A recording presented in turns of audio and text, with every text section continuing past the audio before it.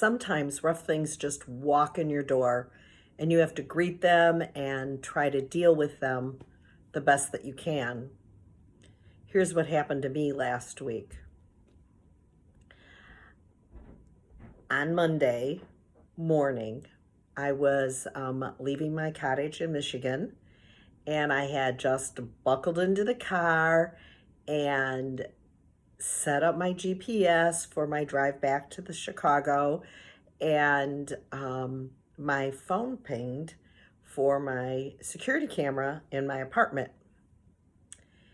And I looked, and there was no one in my apartment, but someone had been in my apartment. I have been burglarized.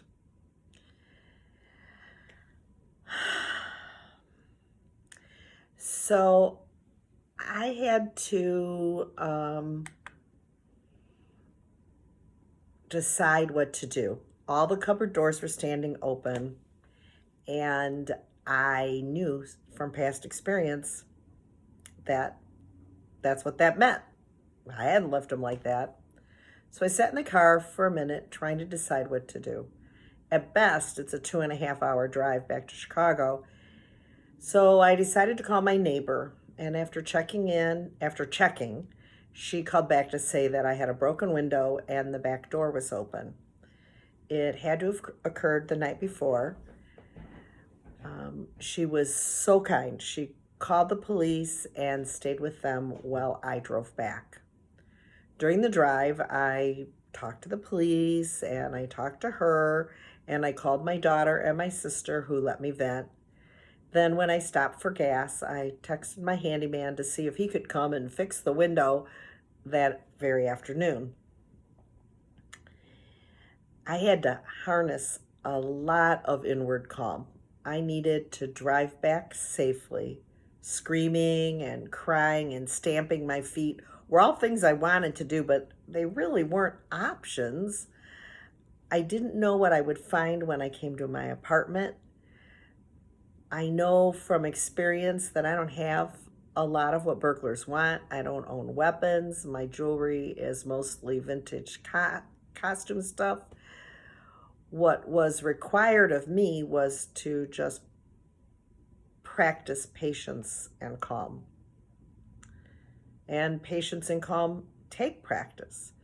I can be super patient with a student who's struggling, but not very patient with obnoxious drivers.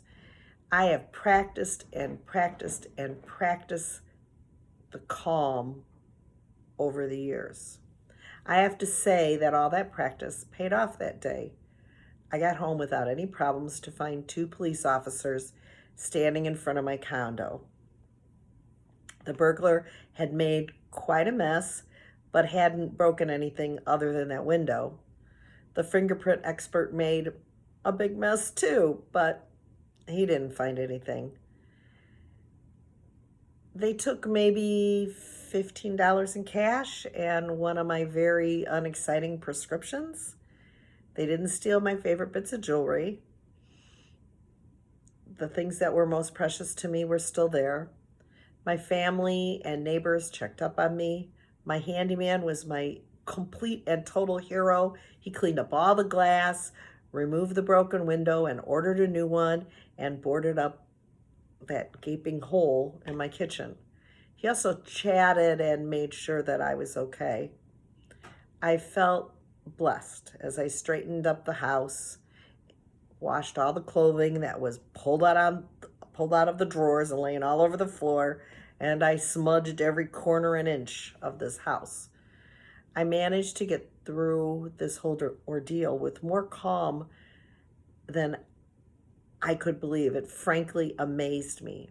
I was able to stay steady. Sure, it ticked me off. And of course, I'm frustrated. And it's amazingly stressed. I have had several months of one loss after another, and it would be super easy to get stuck in the life isn't being fair. Here are the steps that I took that helped me with that day, and I hope you can use some of these ideas to help you when things are overwhelming. I put them in order to create the acronym GREET. So first, ground yourself. Just put your feet down if you can. Whatever it is that grounds you. For me, it's always putting my feet down on the earth and just taking some breaths, maybe imagining my tree meditation that I've done before, where you imagine your roots going down and spreading out under the earth, and then imagining them reaching up.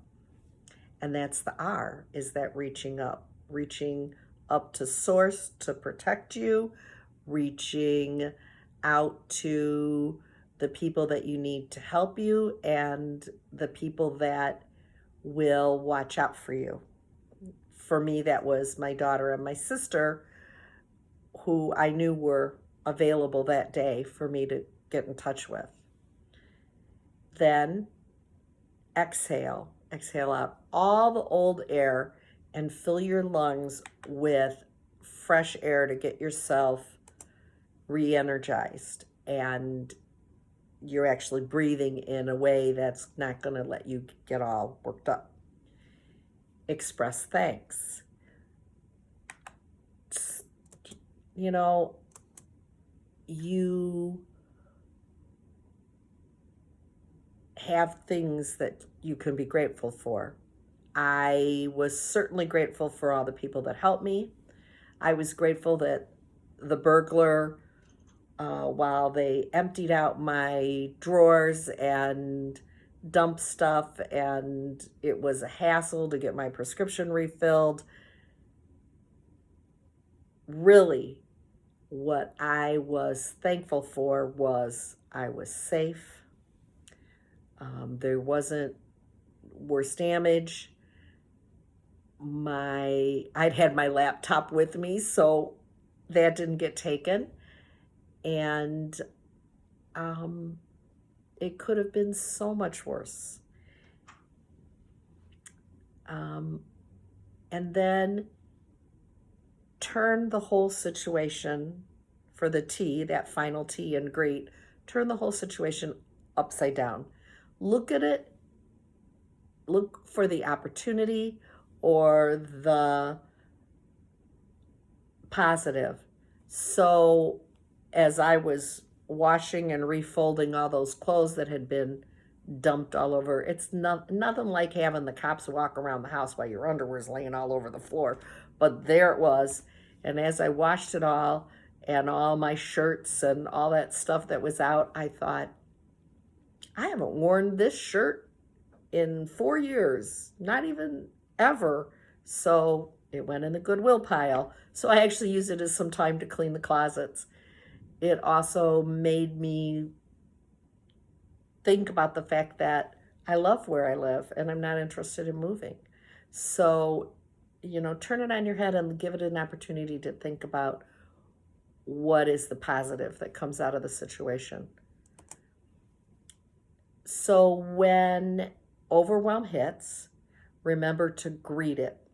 Ground, reach out to people, exhale, express thanks, and turn it on its head. After all, one of the gifts of mindfulness is that it makes you more accepting of what's just happened. To book a free call with me to find out how to bring mindfulness or utilize mindfulness in your life or your school, visit leannemeredith.com. You can book a free call with me at my website, and you can follow me at meredith.leanne or join the You Are Wise Facebook group. As always, thank you for listening to the You Are Wise podcast.